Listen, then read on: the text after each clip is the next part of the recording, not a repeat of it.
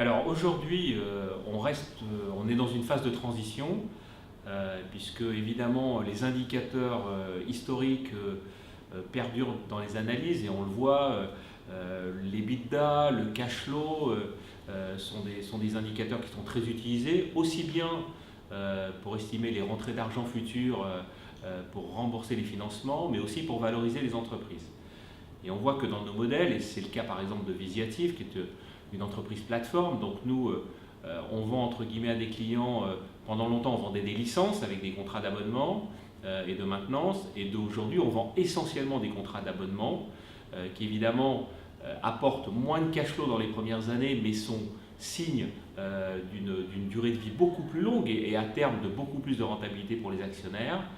Et c'est des modèles qui sont en train de rentrer dans les têtes, qu'il faut beaucoup expliquer. Je crois que les investisseurs commencent à bien le comprendre, bien l'anticiper, y compris dans les valorisations des entreprises. Les banquiers restent sur leur ratio classique, de dette sur EBITDA, de dette sur fonds propres.